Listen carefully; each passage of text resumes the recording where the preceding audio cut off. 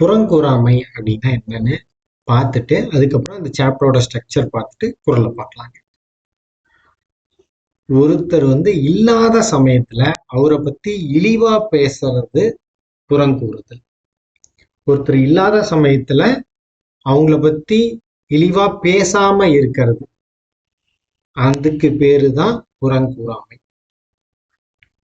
So புறங்கூறுதல்னா அவங்கள பத்தி தப்பா பேசுறது புறங்கூறுதல், அது இல்லாத தன்மை புறங்கூறாமை.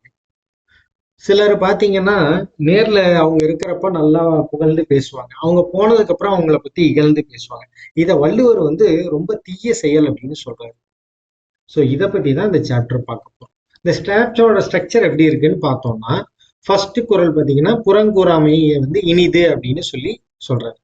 அப்புறம் புறங்கூறுதலான தீது என்ன அப்படின்னு சொல்றாரு. ஃபர்ஸ்ட் இனிது சொல்றாரு, அப்புறம் தீது சொல்றாரு. அதுக்கப்புறம் ஃபர்ஸ்ட் ஒரு சொல்யூஷன் கொடுக்குறாரு, இந்த புறங்கூறாமை எப்படி ஹேண்டில் பண்றது அப்படின்னு.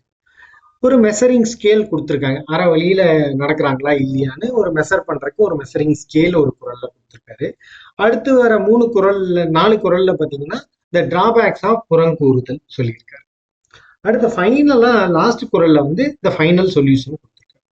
இதுதான் இந்த சாப்டரோட ஸ்ட்ரக்சர். இப்போ ஒவ்வொரு குறளா பார்க்கலாங்க. புறங்கூறாமை இனிது அப்படின்னு சொல்லியிருக்காரு, அது என்னங்கிறத பார்க்கலாம். அறம் கூறான் அல்ல செய்யினும் ஒருவன் புறம் கூறான் என்றல் இனிது. அறம் கூறான் அப்படின்னா அறத்தை பத்தி அவங்களுக்கு ஒண்ணுமே தெரியாது, அறம்னா என்னன்னே தெரியாது, அந்த அப்பேற்பட்ட சூழ்நிலையில இருக்காங்க. அல்ல செய்யணும் அப்படின்னா அறம் இல்லாத செயல், தீய செயல் செஞ்சிட்டு இருக்கிறாங்க. அப்படி இருக்கிற ஒருவன் புறம் கூறான் என்றல் இனிது. புறமே கூற மாட்டாங்க, யாரை பத்தியும் பழிச்சு பேச மாட்டாங்க. அவங்க இல்லாத சமயத்துல யாரை பத்தியும் பழிச்சு பேசாத தன்மை இருக்கிறது ரொம்ப இனியது அப்படின்னு வள்ளுவர் சொல்றாரு. இதுதான் புறங்கூறாமை இனிது அப்படின்னு ஃபர்ஸ்ட் குறள்ல சொல்றாரு. அடுத்த 2 குறள்ல பாத்தீங்கன்னா புறங்கூறுதலோட தீமை சொல்றாரு. என்ன தீமைங்கிறத நம்ம குறள்ல பார்க்கலாம். அறனழி அல்லவை செய்தலின் தீதே புறனழி பொய்த்து நகை. அறனழி அப்படின்னா அரணை அழிச்சறது, அப்படியே அற வழியில இல்லாம இருக்கிறது, அந்த அரணை அழிச்சு செய்கிற செயல். அறம் கூறான்னு சொன்னோம் இல்லையா, அறத்தை அறியாத தன்மையில இருக்கிறவங்க. ஸோ இவங்க அறத்தை அழிச்சறது அப்படியே அழிச்சிட்டு அல்லவை செய்யணும், இவங்களும் தீங்கு செய்யறாங்க. அதே மாதிரிதான் ஃபர்ஸ்ட் மாதிரியே செகண்ட் வருது. தீதே, இது ரொம்ப தீயது. எது தீது? புறநழி பொய்த்து நகை. அவங்க ஒருத்தர் இல்லாத சமயத்துல அவங்கள பத்தி இழிவா பேசிட்டு அவங்க இருக்கிறப்போ பொய்யா நகைத்து சிரிச்சு பேசுறது, அது ரொம்ப தீயது அப்படின்னு வள்ளுவர் சொல்றாரு. ஸோ நேர்ல பார்த்தா நல்லா சிரிச்சு பேசிட்டு இல்லாத சமயத்துல இழிவா பேசுறது மிக மிக தவறுங்கிறத விட அது தீய எண்ணம், தீய குணம், அதை விட்டுருங்க அப்படிங்கிறாரு. அடுத்த குறள் பார்த்தீங்கன்னா இன்னும் கடுமையா சொல்லுவார். புறம் கூறின் பொய்த்து உயிர் வாழ்தலின் சாதல் அறம் கூறும் ஆக்கம் தரும். புறம் கூறி பொய்த்து உயிர் வாழ்தலின், ஸோ புறம் கூறி அவங்க ஒருத்தர் இல்லாத சமயத்துல அவங்கள பத்தி தப்பா பேசி அந்த பொய்யா வாழ்றது, பொய்த்து உயிர் வாழ்தல், அது ஒரு பொய்யான தன்மை தானே. அப்படி வாழ்றதுக்கு சாதல், செத்து போயிருப்பா அப்படிங்கிறாரு. ஏன்? அறம் கூறி ஆக்கம் தரும். நீ இறந்துட்டீங்கன்னா அதுக்கப்புறம் நீ எந்த பாவத்தையும் சேர்த்துக்க மாட்டீங்க இல்லையா, அது அதோட முடிஞ்சிடும் இல்லையா. அதனால அவர் அதை அப்படி சொல்றாரு, அது அவ்வளவு கடுமையா சொல்றாரு, செத்துருங்க. ஸோ இதனால இதுல இருந்து தெரிஞ்சுக்க வேண்டியது என்னன்னா, புறங்கூறுதல் தன்மை இருந்துச்சுன்னா தீய பழக்கம் நமக்கு இருக்குதுன்னு தெரிஞ்சுக்கலாம். ஓகேவா? இதுக்கு இப்படி சொல்லிட்டே இருக்கீங்களே, இதுக்கு என்னதான் சொல்யூஷன் அப்படின்னு வள்ளுவர் சொல்லியிருக்காருன்னு பார்த்தா ஃபர்ஸ்ட் ஒரு சொல்யூஷன் கொடுக்குறாரு. கண்ணின்று கண்ணற சொல்லினும் சொல்லற்க முன்னின்று பின்னோக்கா சொல். கண் நின்று அப்படின்னா கண்ணுக்கு முன்னாடி நின்று, கண்ணற கண்ணோட்டம், அது பொருட்பால்ல வரும் கண்ணோட்டம், அதை நம்ம அப்ப பார்க்கலாங்க. கண்ணோட்டம்னா என்னன்னா இரக்க குணம். கண்ணற அப்படின்னா இரக்க குணம் இல்லாத, இல்லாத சொல்லினும், அதை சொன்னாலும், கண்ணு முன்னாடி இருக்காங்க, இரக்க குணம் இல்லாத சொல்றோம், சொல்லினும், அதை சொன்னாலும் பரவாயில்லப்பா, சொல்ல இருக்க, எதை சொல்லக்கூடாது, முன் நின்று, முன்னாடி இல்லாத தன்மை, முன் இல்லாதப்போ பின்னோக்கா சொல். சோ அவங்கள பத்தி பழிச்சு சொல்லாதீங்கப்பா அப்படிங்கிறாரு. என்ன சொல்யூஷன் கொடுக்குறாரு? நேர்ல பாக்குறப்போ ஏதாவது சொல்லணும்னா அவங்களை கடிஞ்சு கூட சொல்லிருங்க, இரக்கமில்லாத சொற்களை சொல்லிருங்க அப்படின்னு சொல்றாரு. இவருதான் இனியவை கூறலும் சொன்னவரு.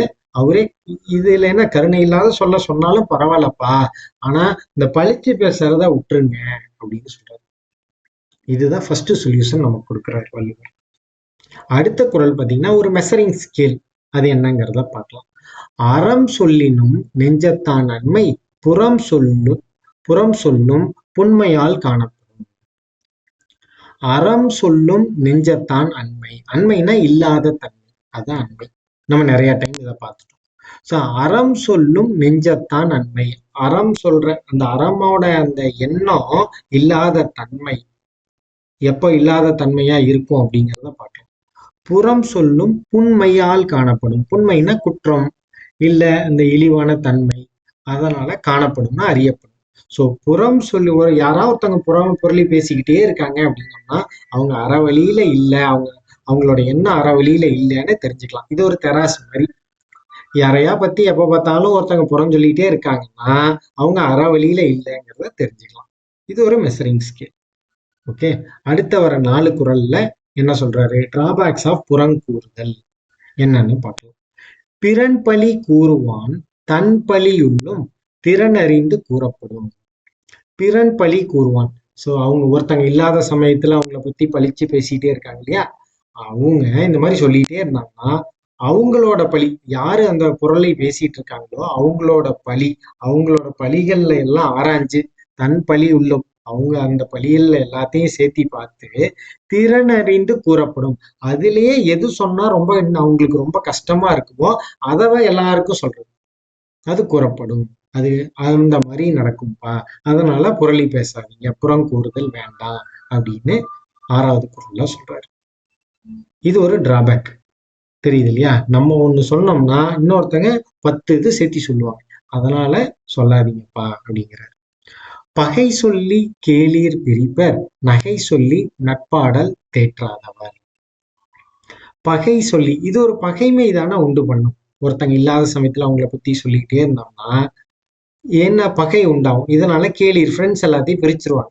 நமக்கு ஒரு ஃப்ரெண்டா இருக்காரு, நம்மளை பத்தி இன்னொருத்தட்ட சொல்றாரு அப்படின்னா அவங்களுக்கு பிரிச்சிருவாங்க. இப்ப ஏற்பட்டவங்க எப்படி இருப்பாங்கன்னா, நகை சொல்லி நட்பாடல் தேற்றாதவர், நல்லா சிரிச்சு பேசி நட்புங்கிற அந்த ஒரு இதை அறியாதவர் தான்.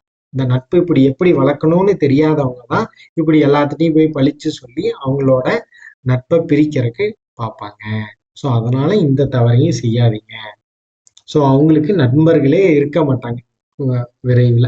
ஸோ இருக்கிறவங்களோட நண்பர்களையும் கெடுக்கிறவங்க, அவங்களுக்கும் நண்பர்கள் குறைஞ்சிருவாங்க. ஸோ இதை தான் 7வது குறள்ல சொல்றாரு.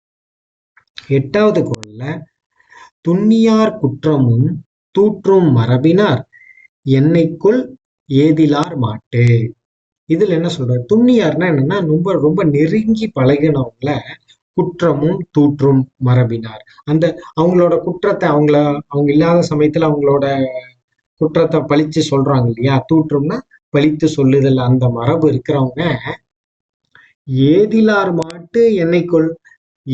இப்போ நல்லா நெருங்கி பழகினவங்களோட குற்றத்தையே இப்படி சொல்றப்போ நெருங்கி பழகாத ஒருத்தவங்க இருந்தாங்கன்னா அவங்கள எப்படி பேசுவாங்க? என்னைக்குள் அப்படின்னா என்ன செய்ய போறாங்க அப்படின்னு ஒரு கொஸ்டின் கேட்கிறாரு. அது எவ்வளவு கொடுமைப்பா அப்படிங்கிறத சொல்றாரு.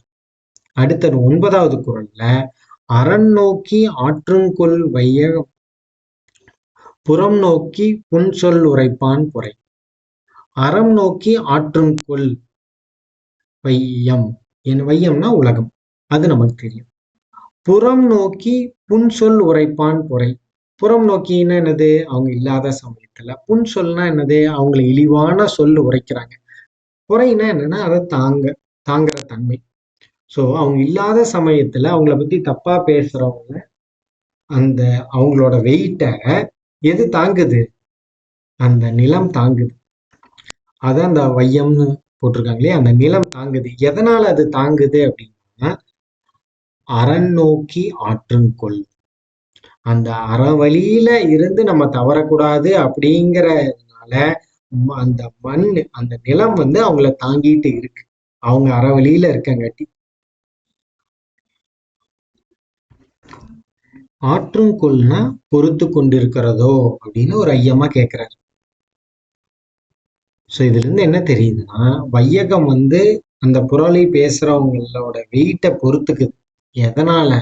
அந்த பூமி வந்து அறத்தை நோக்கி நவுறாங்காட்டி அதனால பொறுத்துக்குதோ அப்படின்னு ஒரு ஐயமா ஒரு கொஸ்டின் கேட்கிறாரு. ஸோ இதெல்லாம் தான் டிராபேக்ஸ். ஸோ நம்ம ஒண்ணு சொன்னா மிச்சவங்க 10 சொல்லுவாங்கன்னு தெரிஞ்சுக்கணும். ஸோ நம்ம வந்து இந்த மாதிரி பழிய பேசி பேசி அவங்களுக்கு இருக்கிற நட்பையும் கெடுத்து நமக்கும் நட்பு சேராத மாதிரி பண்ணக்கூடாது. அது தவறு. அதுக்கப்புறம் நம்ம நெருங்கி பழகினவங்களோட குற்றத்தையே இப்படி பேசிட்டு இருக்கப்போ கொஞ்சம் தூரமா இருக்கிறாங்கன்னு வச்சுக்கோ, கொஞ்சம் பழகி கொஞ்சம் பழகாம இருந்தாங்கன்னா அவங்கள எப்படி பேசுவாங்க. அதனால அதையும் விட்டுருங்க. சோ பூமியே தாங்குது அப்படின்னம்னா அது அறவழியில இருக்கங்காட்டி உன்னைய தாங்குதுப்பா அப்படின்னு நினைக்கிறேன். தாங்குதோ அப்படிங்கிற அந்த அறவழியில இருக்கங்காட்டி தாங்குதோன்னு ஒரு கொஸ்டினை கேட்கிறாரு. இல்லைன்னா அது அதே விழுங்கி இருக்கும். அது வேணாம்ப்பா, இவனை பூமியிலிருந்து விலக்கிடுவோம் அப்படின்னே விலக்கியிருக்கோம் அப்படிங்கிற மாதிரி சொல்றாரு. அதுதான் 4 குறளும் வந்து த டிராபேக்ஸ் ஆஃப் புறங்குறல். இதுக்கு ஃபைனலா என்ன சொல்யூஷன் சொல்றாருன்னு பார்த்தோம்னா அது சிறப்பா சொல்லியிருக்காரு. ஏதிலார் குற்றம் போல் தம் குற்றம் காண்கிற்பின் தீதுண்டோ மண்ணும் உயிர்க்கு. ஏதிலார் குற்றம்னா மிச்சவங்களோட குற்றத்தை எப்படி நம்ம பாக்குறோமோ அது போல நம்மளோட குற்றத்தை நம்ம பார்த்தோம்னா தீதுண்டோ மண்ணும் உயிர்க்கு. ஏதாவது தீங்குண்டா? எந்த தீங்கும் வராது யாருக்கும். ஏன்னா நம்மளோட குற்றத்தை நல்லா பார்த்தோம்னா நம்ம அதுல இருந்து திருத்தி நம்ம மேலும் மேலும் உயர்ந்துகிட்டே இருப்போம். ஆனா மிச்சவங்களோட குற்றத்தை பார்த்து அதை மிச்சவங்கள்ட்ட சொல்லி எதா பயன் இருக்கா? ஒரு பயனும் கிடையாது. டைம் வேஸ்ட் தான். ஓகே, இதனால எந்த தீர்வும் கிடைக்காது. அதனால இதுதான்ப்பா ஃபைனல் சொல்யூஷன். ஃபர்ஸ்ட் சொல்யூஷன் என்ன கொடுக்குறாரு? கொஞ்சம் கடிஞ்சு பேசினாலும் பரவாயில்ல, அதை நேர்லயே சொல்லியிருப்பா அப்படிங்கிறாரு. பின்னாடி போய் சொல்லாத. அடுத்த சொல்யூஷன் என்ன சொல்றாரு? அப்படி கடிஞ்சு பேசி சொல்லல, அது வேணாம்னு நினைச்சீங்கன்னா நீ உன்னோட குற்றத்தை மட்டும் பார்த்து அதை சரி செஞ்சுக்கோ. அவ்வளவுதான்.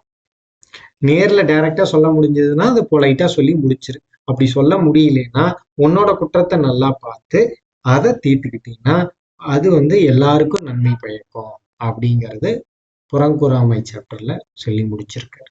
அதனால புறங்கூறுதலை அவாய்ட் பண்ணிருங்க அப்படிங்கிற, அது ரொம்ப தீய பழக்கம் அப்படின்னு சொல்றேன். நன்றி, வணக்கம்.